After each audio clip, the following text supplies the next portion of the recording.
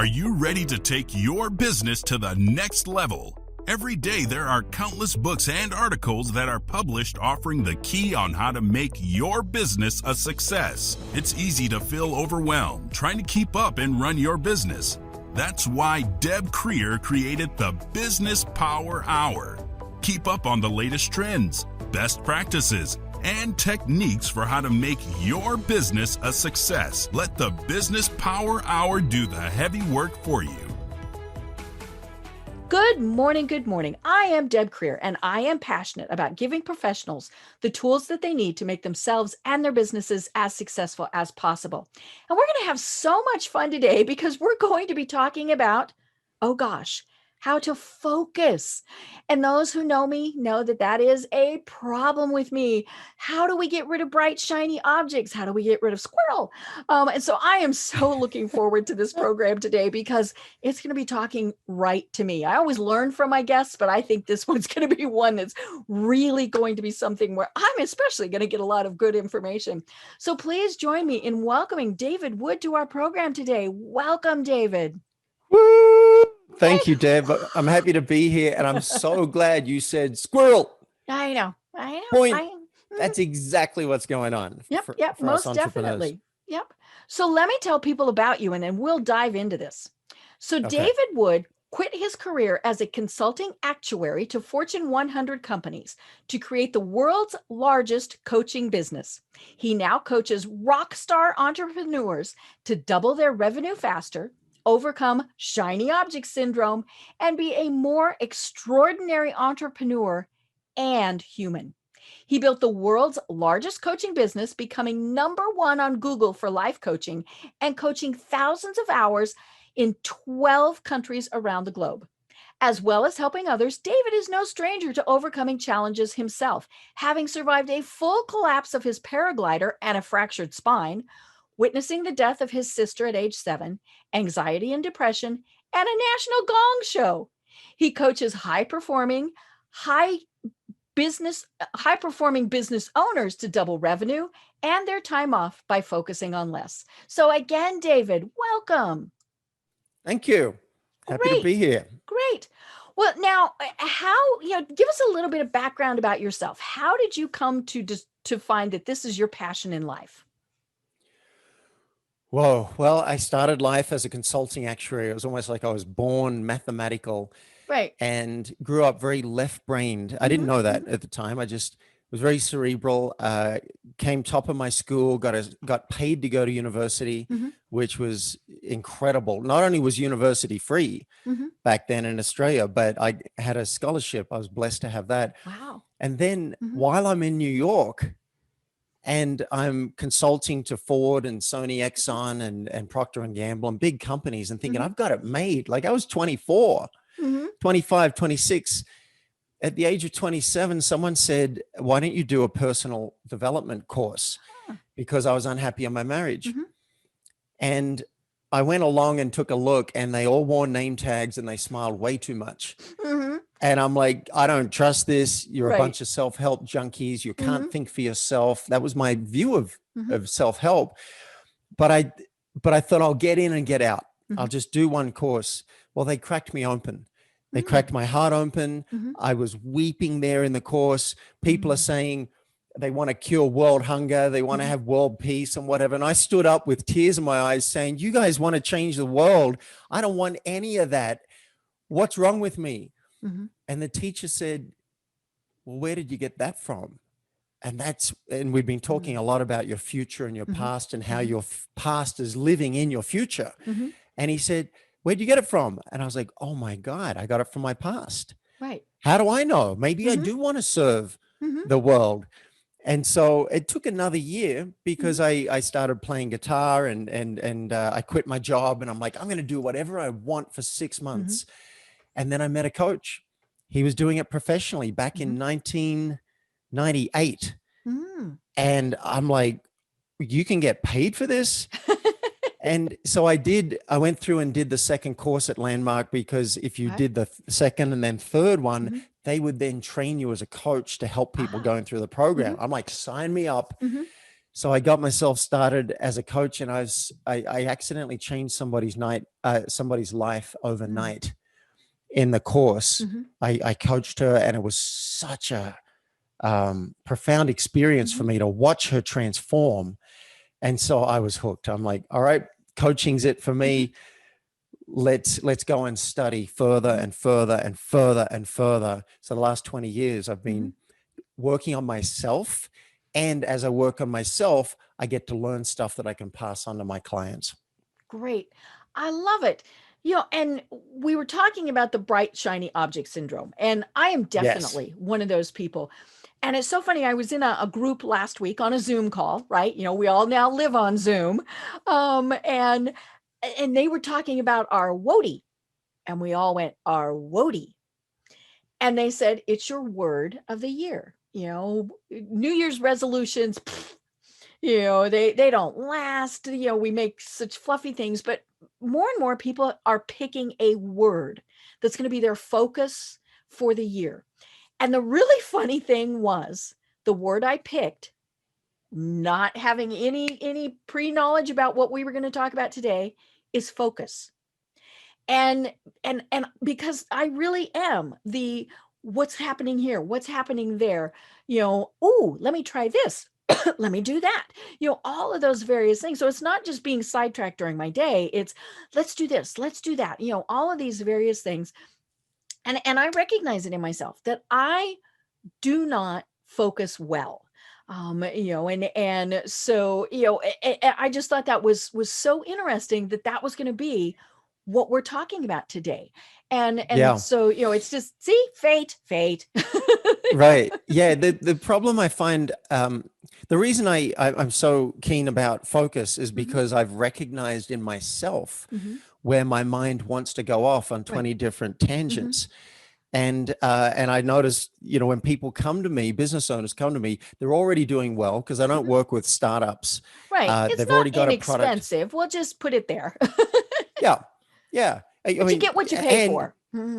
That's right. And you want to already have an income, because to get you from 0 to 5,000 a month is a lot harder to take you from 5,000 to 10,000. Right. That I can do. You're already up and running. You've proven yourself, right?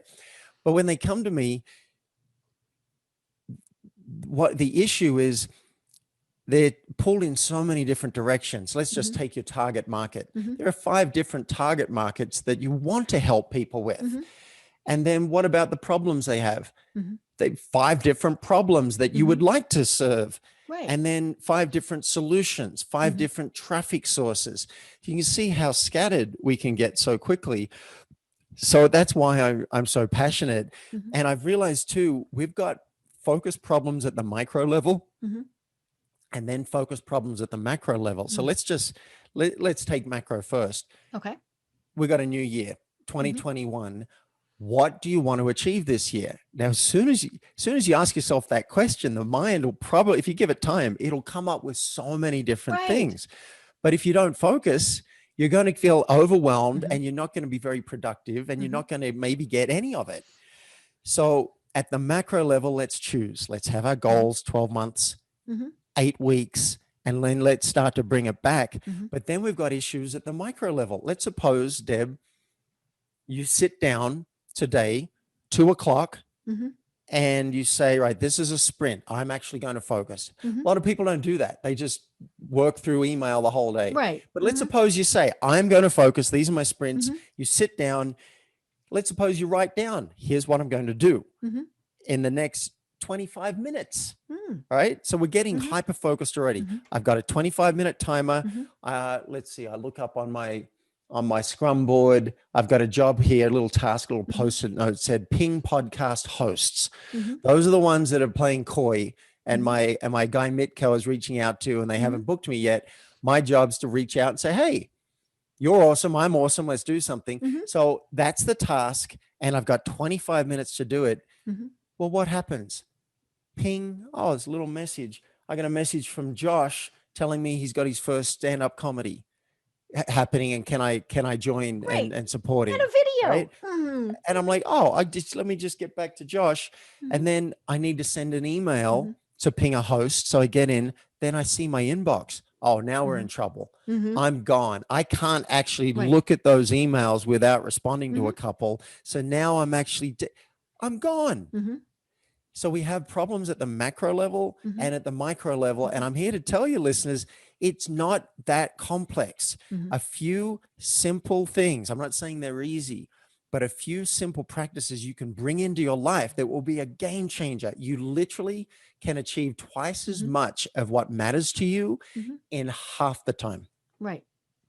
And it's obviously exactly what you said. It's that we don't set, the big goals, but then it's the little stuff that really gets us sidetracked, and it's not setting those small things appropriately. Like you mentioned, that you're going to ping podcast hosts.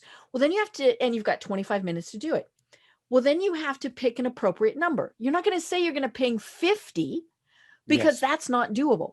5 might be doable. And so I think that's the other thing that we need to focus on. And I'm thinking it's also good to actually set a number to that, because then I've got that goal, as opposed to I'm going to contact as many as I can do. Yeah, exactly. So we play a game. We need a container. Now, if you work for a boss who's going to watch you all the time, which I know doesn't sound very fun, but if you do that, your boss will handle that role. Your boss will say, all right, you're going to do this, and this week. They'll do the time management. You're not going to do this, and this week. So you choose what to care about, what not to care about. And you can go and ask your boss with questions. Hey, I got a conflict. Which one am I going to do first, or whatever? And at the Friday, you're going to have a meeting with your boss to share how you did. This is ideally, a lot of bosses don't even do that. But let's suppose you got that. If you work for yourself, you have to be that. You have to generate that. So we need to create containers, internal containers. So as soon as you say 12 months from today, this is what I will have achieved. I'll do the happy dance. And then this is what I will not do this year. As soon as you've done that, you create a container. Right. Let's do it again for 8 weeks. 8 weeks from now, this is what I will have achieved to know I'm fully on track. Then let's come back and we do it again. So you see, we're going from macro to micro. Let's do it for 7 days. Now, highly recommend, listeners, that you have a date with yourself for 20 minutes every week. Right. That's all I'm saying. I wrote it down. CEO date. You talk about that. CEO date. Yep. CEO date with yourself once a week, 4 o'clock on a Friday. Pause the podcast right now and go and put that in your calendar. And what you're going to do in that 20 minutes is look back on the last week and celebrate, because you probably did 10 times more than you can remember you did. Right. And this is critical, because I want you to feel good about yourself. Then choose what you'll care about for the next 7 days. These are the tasks that I'm going to take off. We're creating an artificial container. Then you can even come back and you can do it daily. And here's another hot tip. Ask yourself before you go to bed, and you might want to do it at the end of your workday. If I only got 2 things tomorrow, done. Only if that was all I was allowed to do, what would they be? See how this focuses the mind? And 2 is doable. Yeah, 2's doable. Now, if you actually care about results, if you don't care about results, don't listen to anything I'm saying. Yeah. If you just want entertainment, what you're doing is probably fine. And I mean that. I'm not being facetious. Right. But if you really want more results, you're going to want to do some of this. So when you wake up in the morning, I recommend you don't check email and you don't check voicemail before you've done your 2 things. Do yourself a favor. Now, today's a Monday for me. I've got maybe 3 or 4 calls, and I was just realizing I think I dropped a ball, because I agreed with a friend to co-work today. Because we want to ramp up that container. So when you sit down, let's suppose you wake up, you know what there is to do. Now, ideally, you'll have some sprints in your calendar. And here's another hot tip. And by the way, if you're having trouble tracking these tips, I have a cheat sheet. If you like, Deb, we can give this away to yes, people. We'll put the link in the show notes. Yeah, we've got a checklist so you don't have to remember all this. But you really want to have some sprints in your calendar. Say 2-hour blocks is a good chunk of time to ignore the outside world and get done what you care about. And one way I create a container for that is I get a friend or a colleague to co-work with me. Mm-hmm. So 9 a.m. this morning, I think I dropped the ball. I was supposed to get on Zoom with a friend. Mm-hmm. I say, what are you going to do in the next 2 hours? Mm-hmm. She says, what are you going to do in the next 2 hours? And then within 3 minutes, we hang up the Mm-hmm. call and now we're on. I Right. got 2 hours. And I Mm-hmm. tell you what, it's fun for me. And I Mm-hmm. can feel some positive Mm-hmm. pressure because I know in 2 hours, I want to say I nailed this, Mm-hmm. this, and this. And here's what happens. My mind starts to wander. Mm-hmm. I start to go off the Mm-hmm. reservation and I'll start doing something else that isn't on this list. It's still useful, Right. but I'm like, and then I'm like, David, and I'll say it out Mm-hmm. loud, step away from that project. Mm-hmm.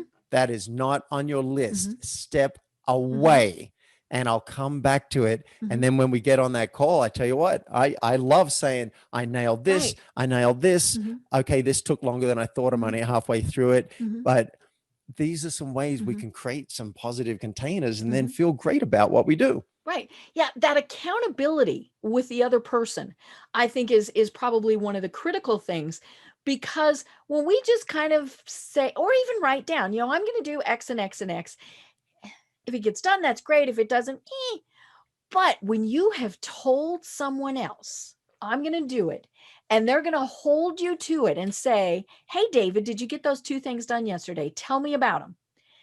Then you feel really guilty if you didn't, and so Yeah, there's a little bit of that. yeah, and so, but you also want to, like, as you said, you want to celebrate that you got it done. And so you're going to tell that person, oh my gosh, I did this and here's what happened. And so I love this tip. I mean, just having, Yeah. a lot of people call it the accountability partner, which that's, call it whatever you want, but have somebody let's that you ramp share it that up. with. Mm-hmm. Let's ramp it up another level. Okay. Because this is all about how do you get your own attention? That's what we're talking about here. Right. Mm-hmm. And I have a program called the Samurai program. It's an 8-week program to Mm-hmm. double revenue. Now, we don't double revenue in 8 weeks. I want to be clear. Mm-hmm. The goal is to boost revenue 20% in the 8 weeks, because remember, we want an 8-week milestone and then double revenue over the year, right? Okay. So in the Samurai program, what my students do is they post each week their 7-day goals in the group document. Mm-hmm. So it's witnessed, everyone can see it. And then when I get on the live calls, I say, let's go around the room. Yeah. Hands up who got all of their A goals done. Now, A goals are goals that you have to get done even if you're in a coma in the hospital. Okay. That's an A goal. There is no excuse. And they might not be fun stuff, but they're stuff you have to get done. Might be fun, might not be, but an A goal, I'm going to do it no matter what. Or I have to pay $5 to somebody I hate. Oh, so some of them picked a political candidate that they don't support, and I tell you what, it gets their attention. Oh, I because bet. if they don't get it done by the time, they have to go and donate $5 to that campaign, and that causes them some pain. Right. And I love that it's something they don't like, because if it's something they like, then they're not going to feel bad about it. That's right. Now, it's not, it's just for the A goals. For the B goals, no penalty. Right. Because, and what's great about this is you can choose how much accountability you want. If you have a week where you just want to slide and you just want to rest, you just choose B goals. No consequence. But if you're like, hey, I need to ramp this up, I need to step up a level, then you choose more A goals. If I don't set my 7-day goals by 1 o'clock Mountain Time on Friday, then I have to pay $5. That's a violation for me. So steal anything you want from this. This is all a game on getting your own attention, because ultimately what I'm guessing listeners want, and I could be wrong, but most people I meet who have a business, they want to double revenue over 12 months, even more, maybe, but at least double. And most of them would like to double their time off. And so if that matters, and I've been privileged to be traveling the world for 20 years and choosing my own hours, I want you to have that choice. If you want to work a 40-hour week, that's great. If you want to work a 20 or a 10-hour week, this is one path to get there. Right. And of course, the good thing about it is you're getting those things done. It's not just that you're working less, you're getting them done. Excuse me, because you're more efficient, you're more focused, all of those various things. Yeah. I love it. I love it. Well, it is also about having, as you said, those, kind of those tough conversations. And, and you really talk about tough conversations because you even have a podcast about it. But tell us more about tough conversations. Well, tough conversations are a little bit like, for us, a little bit like water to a fish. Mm. If you ask a fish, how's the water? Mm-hmm. The fish might say, what water? Right. It can't see it because Mm-hmm. they're all around you. Mm-hmm. So tough conversations, I believe that the brain hides them Mm-hmm. from us because it doesn't want us to have to face Right. awkward things. So we just bury that It doesn't stuff. want us to feel bad. Yeah, I'll give you a pretty extreme example, but I think people will relate to it because Mm-hmm. you'll get the awkwardness. I'm lying face down on a massage table. Mm-hmm. And I can kind of feel, the massage is good, but I can kind of feel the guy pressing up against my foot. Mm-hmm. And I'm like, what part of his body is it You. at table level Mm-hmm. that's pressing up? I can feel his jeans and I'm feeling a bit uncomfortable. Now he's a Uh-huh. great guy. I do trust him. Mm-hmm. I'm like, he's probably not even conscious of it. Right. So I'm trying to let it go Uh-huh. in Uh-huh. my head, but But it keeps you can't. coming. Mm-hmm. Well, it keeps coming back to me. And the week before I had just let it go. So Mm-hmm. I could, but it's niggling, right? Mm-hmm. Right. I call this a mouse Mm-hmm. because we all know about the elephant in the room. Mm-hmm. You're not saying anything. I'm not saying anything, but we both see it. Mm-hmm. A mouse is much more subtle. Ah. Elephant's not the only animal in the Mm-hmm. room. Maybe I'm the only one who sees it. Mm-hmm. And we're writing a book right now Mm-hmm. called Name That Mouse. And I'm like, this is a mouse Mm-hmm. and I need to name it. And Mm-hmm. so I thought, David, you're the tough conversations guy. I Right. really wanted to avoid this Mm-hmm. because I figured it's going to have him be super uncomfortable. Right. He's going to be embarrassed. He's going to be Right. mortified. But- Yeah. Mm-hmm. But having a tough conversation or initiating one is a leadership move. Mm-hmm. It's something that can transform the environment, can transform the relationship. Right. And so I'm like, all right, dude, you're just doing it because you're afraid. That's why you're Mm-hmm. ignoring it. So I spoke up and I said, hey, can I ask you something that might be a little awkward? And he said, yeah, shoot. Mm-hmm. And I said, what part, are those your genitals pressed up against my foot? And he's like, oh gosh. He laughed and he said, that's my hip. Ah. And I said, that's really good information to Mhm. have. Okay, that's great. I'm Yeah. fine with that. All better. And by the way, you might want to be aware of this because you Mhm. might have some other clients, maybe Right. women, Mm-hmm. who are not going to speak up. And he Mhm. said, thank you so much Right. for that. Mm-hmm. Right. So there's an example now Mhm. in business. Oh my goodness, there's so many opportunities. You might have a staff member who's not performing Mm-hmm. and you need to find a way Right. to speak up. Mhm. You might have a sexual sorry, I just switched from business. I'm going to jump around a bit. You might have a sexual preference in the bedroom. There might be something you're not that into. Mhm. And you don't know how to say it. Or you wish you could do. Yeah, that's right. Something you might have a desire.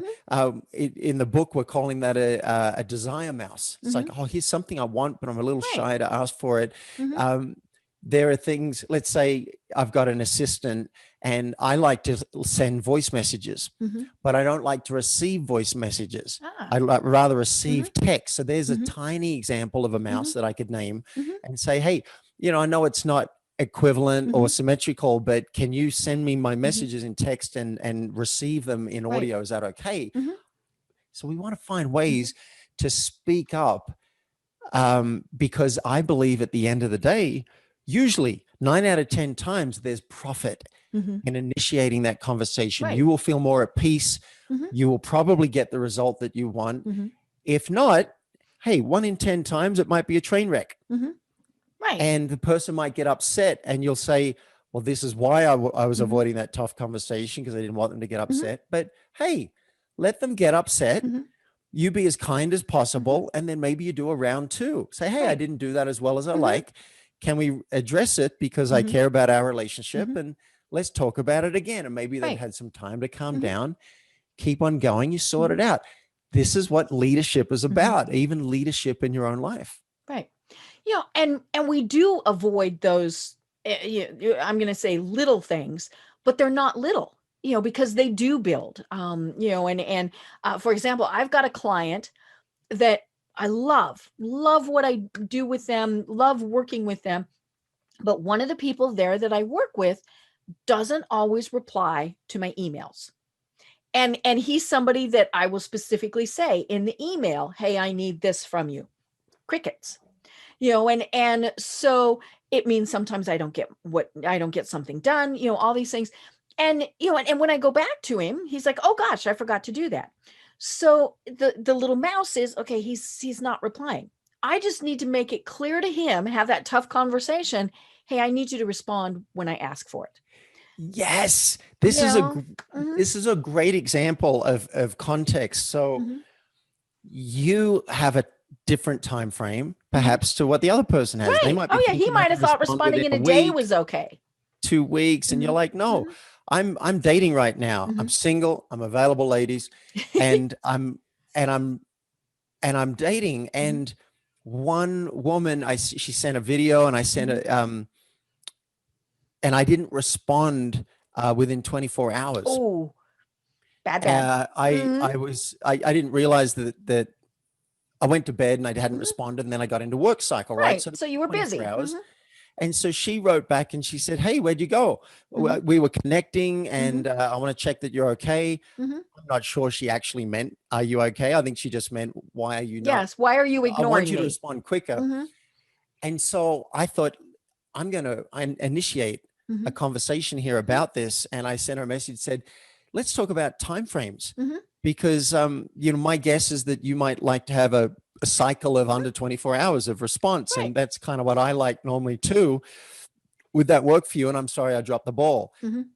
She said to me yesterday when we had our first face-to-face meeting, I loved that you brought up that, and that you initiated it and gave me a chance to reflect on what's my time frame, what's David's time frame, and then we'll sort out something that works for both of us. Again, it's a leadership move, and she was so appreciative that I did it. Right. And again, it's to benefit everybody. But it does need to be approached tactfully, which is sometimes the challenge. And obviously, there are times where, you just have to say, this is what's going on. But it's those little conversations, because those little conversations start adding up, or those little problems start adding up. Those mice those mice multiply on you. Yep, they absolutely do. And look, when I didn't grow up knowing this stuff, right? I grew up in Australia. There's lots of stuff you just don't talk about because it's awkward. And so I didn't learn how to do it. It wasn't until I went and did this personal growth course, and they kept on pushing me. They kept on nudging me, like, make a list. Anybody, and this is a great exercise, listeners, if you want to do this. Doesn't mean you have to go and have all the conversations, but just for awareness, write a list of people you don't feel good about. Scan your mind, see what comes to you as you journal. Could be people from when you were 10 years old, high school bullies. There was a woman who back in school gave me the cold shoulder, the brush off twice.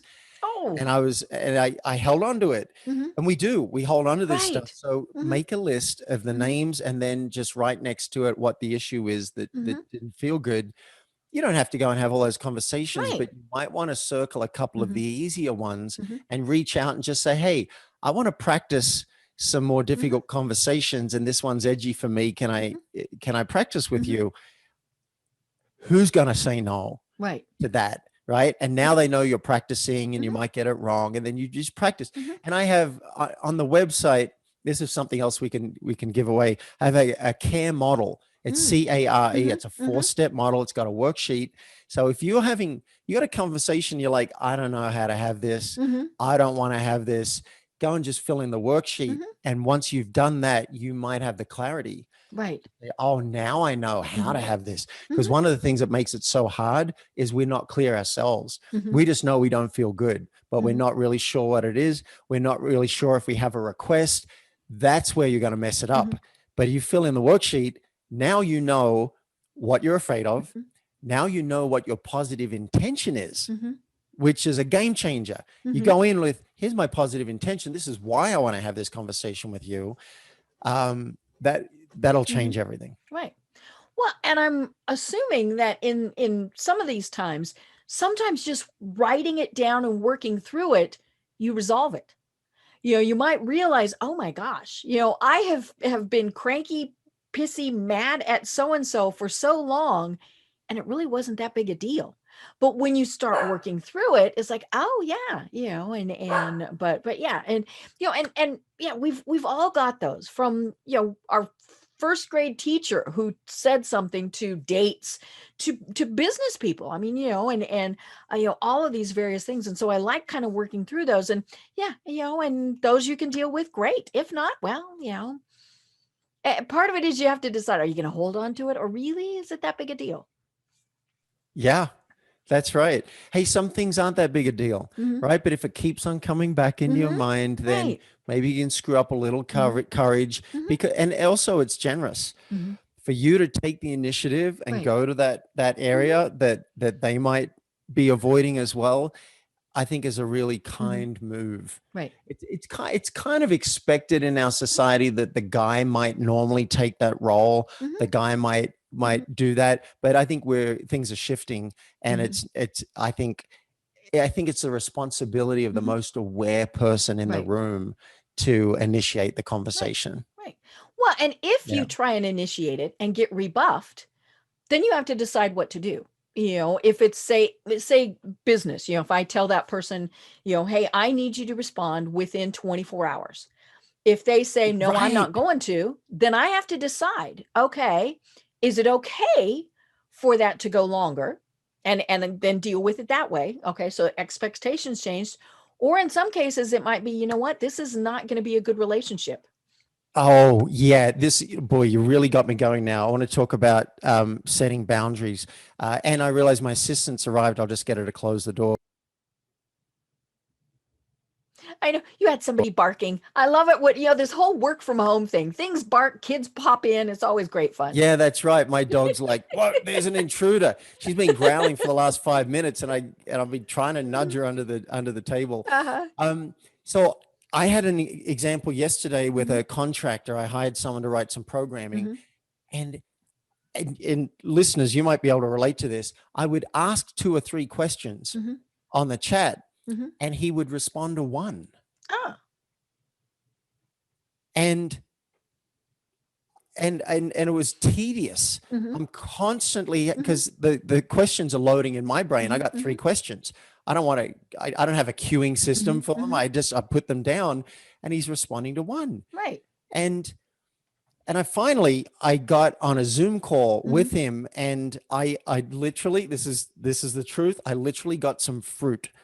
I got an apple and a banana and an orange next to me so that I could explain to him, because English was his second language. And I was just like, I want to explain to him, hey, I'm asking you for an apple, a banana, and an orange, and you're handing me an apple. What do you think's going to happen then? Right.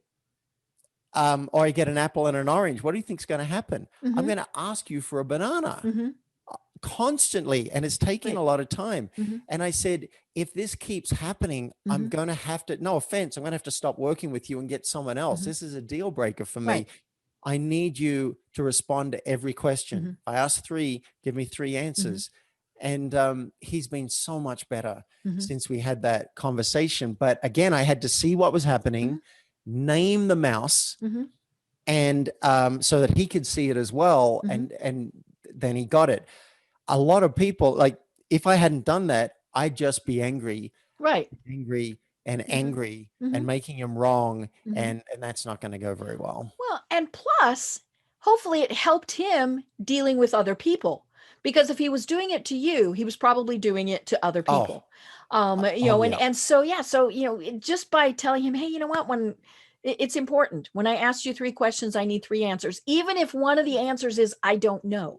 Yeah. That's perfectly acceptable. And this is so common. I think it's really good we're talking about this. I did a communication course once years ago, and now I'm getting the power of it, because I'd sit opposite you and I'd say, do fish swim? and you were supposed to say something like birds fly. Yes. This happens so often. You ask a question, people go off. And I would say, thank you. Do you have the question? Mm-hmm. Wow. Mm-hmm. So simple. And so now I'm literally writing to him, thank you. So I'm thanking him for his response. Mm-hmm. Do you have the question? Right. I've done this with more than one Mm-hmm. person because they don't have the question. They've gone on, or Mm-hmm. they've discarded it, or they think this is more Mm-hmm. important. Thank you. Mm-hmm. Let's bring it back. Mm-hmm. Do you have the question? It takes one person to guarantee communication, Right. not two. Right. And it's also important that this goes both ways. People need to know that they can come to you or to me, to whoever it is, with their mouse, meese, and say, you know what, Deb, here's an issue that I've got. And know that I'm not going to be annoyed. Know that I'm going to take them serious. Because that's the other important thing in being a leader is people have to be able to come to you to say, this isn't working, or I've got a suggestion, and all of those various things. It does have to be kind of that two-way street. Yeah. And I want to relate this again to the business owner, Mm-hmm. because I know we've got a lot of entrepreneurs and business owners listening to this show. As you build revenue, you're going to have some tough conversations. Mm-hmm. You're going to have to reach out to some people that you might want to sponsor your product. Right. For example, you get a celebrity endorsement. Mm-hmm. You might want to get someone to write the forward to your book. When I was stalking Jack Canfield to get him to write the forward to my book, that was scary. Oh, I bet, because it's Jack Canfield. I know. And I true story. I said, so I'm having lunch sitting next to Jack, and it took a lot to engineer sitting next to Jack. Mm-hmm. If you can imagine 300 people at a business, or maybe 100 people at a business function, everyone's trying to do it. Mm-hmm. But I was chatting with him, and as he went to lunch, I said, hey, would you save me a seat? Mm-hmm. Steal that line. So everyone's trying to sit next to Jack, and Jack's Right. like, oh, this is reserved. Oh, yeah, I've already been asked. Mm-hmm. Right. And I said to Jack, look, I know this is a lot to ask, but I wonder if you'd consider, and I'll be honest, I'm trying for Richard Branson first. And if he doesn't do it, I'm wondering if you'd be willing. And he said, well, you're going alphabetically. I can understand that. Classic Jack, right? Uh-huh. But that kind of stuff, you need to find your courage to have a tough conversation. Right. And you're going to have to do that if you want revenue. You're going to have to reach out to some prospects. Hey, do you want what I have to offer? Because I think it would help you, and take a yes or no. So I just want to relate it back. You need a lot of courage to be an entrepreneur and a business person. And I figure my job is to kind of to hold space for you, to step into that courage and go and do it. And if you get stuck, I don't know how to do this, that's where I love to help. Right. I love to help. Well, let's workshop it. What if you went at it from this angle? Oh yeah, that I could say. Okay, great. Boom. I love it. Well, we've got a limited amount of time left. So one of the things I wanted to talk about, let's bring it back to the bright, shiny object syndrome. What are 5 simple steps that you have? And I loved watching the video on your website about this. So we'll direct people there because it's a great video. But what are 5 simple steps to help us overcome the bright, shiny object squirrel syndrome? Yeah, that's right. Great. Well, that's a great chance to recap what we talked about earlier. So step 1, have your 12-month goals you love, right? You're like, not this is okay, but I'd be really happy. I'd be telling everybody I nailed it. Right. Those are your 12-month goals. Step 2, have 8-week targets, because 12 months is too far out in the future. It's pie in the sky. Right. And this doesn't have to be all serious. You just like, what would feel good at the end of 12 months? Oh yeah. Then step 3, have a regular CEO date with yourself every week. Right. That Put it on your calendar. Put it on your calendar, and then set an alarm. So for me, I wrote a note during this interview, check that your alarm is set, because I don't know if it went off last Friday. And if it doesn't go off, I'm not going to remember to do it. So that's step 3. Step 4, set a regular alarm to remind you to ask yourself at the end of each day, if I only did two things, I call them your two needle movers. They're going to Mm. move the needle in your life or business. What are my two needle movers for tomorrow? Let's call that step. What are we up to? Step 4. Four. That's step 4. And then step 5, have sprints set aside in your calendar every week, regular sprints. Go pause and go and book them in right now. 9 to 11, 3 days a week, maybe 4 to 6 on a Saturday, maybe 11 to 1 on a Sunday. You choose. But these are the times when you are going to forego email. You're going to ignore Facebook. You're going to put a sign on your door and tell your family, I love you. Short of a fire, please support me by letting me focus right now. And then during those sprints, you will forego everything else and only focus on the goals that you've set, probably your needle movers. But this is your discipline time. Now, outside those sprints, hey, chase your shiny objects, check email, you know, goof around on Facebook. I don't care. As long as you get those, because you can't be focused 24/7. I think that's important to say. Right. Your brain kind of needs that break. Yeah. Focus during the sprints. It's a discipline. It's a meditation, actually. And you'll find when you start doing it, you'll probably find that you're bad at it. And that's okay. Don't beat yourself up about it. Just notice what went wrong. Oh, I booked the sprint, but I didn't show up for the sprint. All right. That's where you fell off the wagon. Or I booked the sprint. I showed up for the sprint. I got interrupted by family, or I got lost in email. Okay. Now, you know, when you go to the email program to send an email, don't have your inbox open. Click on your sent folder. That's a pro tip. That way you can't see any incoming emails. Send emails you don't care about. So it usually takes my clients a few weeks to implement these steps. Well, where'd you fall off? Okay. And then we change it and then get back to it. And then after a few weeks, hey, these are habits that you can keep for the rest of your life. Right. And it's a game changer. Right. You know, and eliminating those distractions, you know, that, because for me, that really is one of the biggest things. Right here, this phone right here is one of the biggest distractions that there is. 3 times as we've been chatting, there's been a notification that has popped up. Oh, And, really? you know, and I glanced at it very quickly just to see what it was. You know, the world would not have stopped if I had either turned my phone around. Now I use it as the timer, so, you know, I do need it for that. But, you know, the world would not have stopped if I hadn't seen those. So turn them off. You know, I tell people. And did you know they've done studies that show that your IQ goes down once you've seen a text message? Your brain's retaining that, and you've got less space for other stuff. For 15 minutes, your IQ drops a little bit. If that's not motivation to put your phone on airplane mode, I'm checking my phone now to see what I have. I've got it on do not disturb mode. And because the cover's closed, I can't. You really can't see it. Yeah. I can't see anything. And my computer's always set by default to do not disturb. So I never get a ping with an email.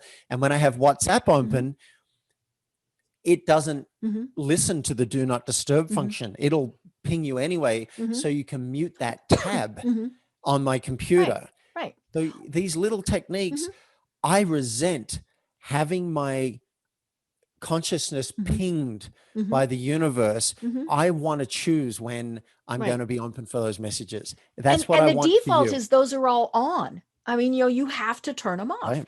And just not just having them where you can't see them isn't always good. You know, it's because, great example, you know, when I'm doing these recordings, Facebook and LinkedIn are not on. Doesn't matter that I don't have the screen. I turn them off, because if they're on and somebody pings, there's that tiny little momentary distraction of ping, because then it's ping. Wonder what that was. Who was that? What? Oh, is it something that's needed right away? Exactly. Yeah. And what we haven't said, and I know we're wrapping up soon, but what I haven't said is the real reason we're doing this. The real reason we're doing this is peace. Right. When your brain has an agenda and it has an idea of what would be good for you as a business owner, an entrepreneur, and you don't follow that, That's what I call being out of integrity. And you will feel stressed, and you're going to need to medicate with maybe some caffeine and some alcohol in the afternoon or whatever. This is what we do because we're out of integrity. What we're talking about today, if you follow the checklist that we're going to give you, you will be in integrity. What your brain has said matters. You will be working on, at least for your sprints. And that's such a feeling of peace. Right. And I want that for everybody, that you have that feeling like I'm working on the stuff that I've said is important for 2 hours. I won't second guess myself. This is all I'm going to do. And it feels really good to say, I did it. Right. This is the stuff I declared and I nailed it. How many times have you said, these are my goals for the day, and you don't get anywhere near them? Right. That's out of integrity. Let's stop doing that, at least for the time that we've got our sprints booked. Right. I love it. I love it. Well, oh my gosh, David, this has been fascinating. We have to talk more about this because I really am the problem child with bright, shiny objects. Oh, you got it. We'll do a round 2 for sure. I love it so much because there are so many distractions right now. I'm used to working from home, but I'm not used to having my husband also working from home. How many people have their kids with them, full or part-time, and they're having to do virtual learning, all of those various things, just anything and everything that distracts us, because it is easy to get distracted. And let's be honest, sometimes we like it because we might have been working on something that we absolutely had to be doing, but we didn't like it. Like, let's say invoicing. I don't like doing invoicing. So if I can get sidetracked, okay, sure. I have to do invoicing. Invoicing is not something I should not be doing. So, all of these various things need to play into this. But before we can chat again, tell people how they find you and connect with you online.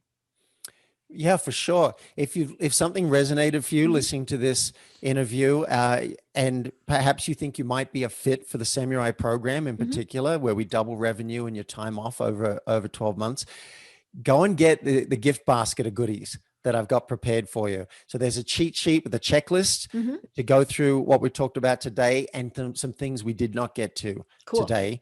That's a game changer. There's a short video on how to implement the checklist. And I'm going to give you access to my training. I boiled it all down to 35 minutes. I condensed a 2-hour training into 35 minutes.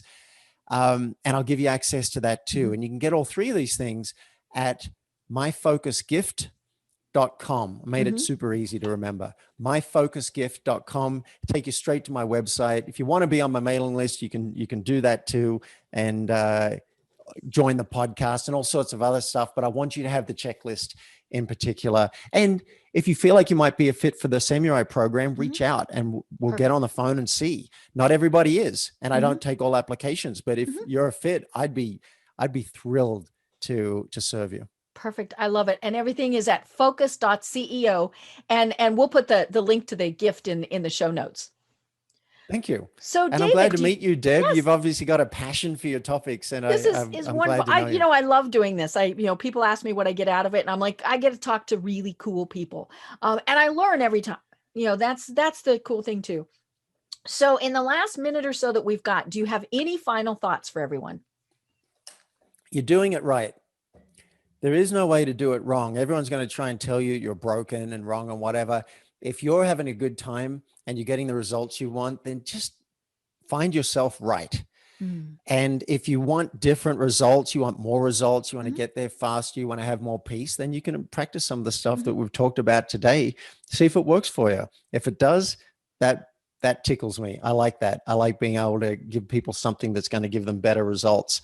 But you're not broken and there's absolutely nothing wrong. Perfect. I love it. Well, I've been having an absolutely fascinating, delightful conversation with David Wood. Can't wait to do it again. But until next time, I'm Deb Creer, and everyone have a great day. Tune in for our next program for even more trends, best practices, and techniques for how to make your business a success. The Business Power Hour, hosted by Deb Creer, is proud to be part of the C-Suite Network.